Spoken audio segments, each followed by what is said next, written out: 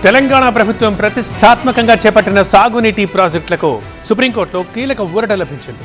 పాలమూరు, రంగారెడ్డి, సీతమ్మ సాగర్, గౌరవి వంటి ప్రాజెక్టులకు ఇప్పటికే మంజూరైన పర్యావరణ అనుమతులు చెల్లుబాటులోనే ఉంటాయని స్పష్టం చేసిన సుప్రీంకోర్టు 2021లో కేంద్ర పర్యావరణ శాఖ జారీ చేసిన ఆఫీస్ మెమోరాండాన్ని కొట్టేసింది. ఈ తీర్పుతో రాష్ట్రంలోని ప్రధాన ఇరిగేషన్ ప్రాజెక్టుల పనులకు మార్గం సుగమమైందని ప్రభుత్వం చెబుతోంది. తెలంగాణ సాగునీటి ప్రాజెక్టులకు సంబంధించి సుప్రీంకోర్టు ఇచ్చిన తాజా తీర్పు రాష్ట్ర ప్రభుత్వానికి పెద్ద ఊరటనిచ్చింది. ఇప్పటికే పర్యావరణ అనుమతులు పొందిన పాలమూరు, రంగారెడ్డి, సీతమ్మ సాగర్, గౌరవెల్లి వంటి ప్రాజెక్టుల అనుమతులు పూర్తిగా చెల్లుబాటులోనే ఉంటాయని సుప్రీంకోర్టు స్పష్టం చేసింది. అంతేకాదు 2021లో కేంద్ర పర్యావరణ శాఖ జారీ చేసిన ఆఫీస్ మెమరాండంను కూడా సుప్రీంకోర్టు కొట్టివేసింది. ఈ ఓఎం కారణంగా ఏర్పడిన న్యాయపరమైన అనిశ్చితి తొలగిపోవడంతో కొనసాగుతున్న ప్రాజెక్టుల పనులకు ఎలాంటి అడ్డంకి లేదని స్పష్టమైంది. అయితే కొత్తగా చేపట్టే ప్రాజెక్టులకు మాత్రం పర్యావరణ చట్టాల ప్రకారం ముందుగానే అనుమతులు తప్పనిసరిగా తీసుకోవాలని కోర్టు పేర్కొంది. ఈ తీర్పుపై రాష్ట్ర వ్యవసాయ, నీటిపారుదల శాఖ మంత్రి తుమ్మల నాగేశ్వరరావు హర్షం వ్యక్తం చేశారు.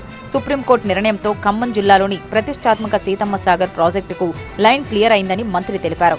సీతమ్మ సాగర్ ప్రాజెక్టు ద్వారా 36.37 టీఎంసీల నీటిని నిల్వ చేయడంతో పాటు 6,74,000 ఎకరాల ఆయకట్టుకు సాగునీరు అందించవచ్చని మంత్రి తుమ్మల వెల్లడించారు.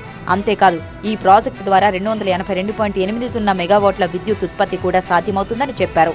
రాష్ట్ర ఇరిగేషన్ ప్రాజెక్టులకు పర్యావరణ అనుమతులు లభించేలా కృషి చేసిన ముఖ్యమంత్రి రేవంత్ రెడ్డి, నీటిపారుదల శాఖ మంత్రి ఉత్తమ్ కుమార్ రెడ్డి, సంబంధిత అధికారులకు మంత్రి తుమ్మల ప్రత్యేకంగా ధన్యవాదాలు తెలిపారు.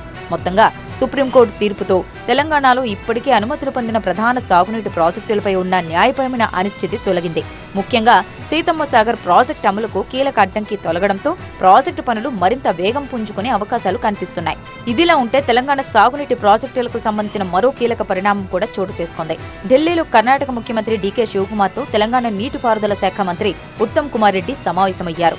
ఈ భేటీలో తుంగభద్ర, కృష్ణా జలాల పంపిణీ, అంతర్రాష్ట్ర జల వివాదాల పరిష్కారం, రెండు రాష్ట్రాల మధ్య సమన్వయంపై ప్రధానంగా చర్చించారు. సాగునీటి ప్రాజెక్టులకు సంబంధించిన అంశాలపై పరస్పర సహకారంతో ముందుకు సాగాలని ఇరు రాష్ట్రాల నేతలు అభిప్రాయపడ్డారు. ఒకవైపు సుప్రీంకోర్టు తీర్పుతో పర్యావరణ అనుమతుల విషయంలో ఊరట లభించగా, మరోవైపు కర్ణాటకతో జల వివాదాల పరిష్కారానికి ప్రభుత్వం చర్చలు కొనసాగించడం తెలంగాణ ఇరిగేషన్ రంగంలో మరో కీలక పరిణామంగా మారింది.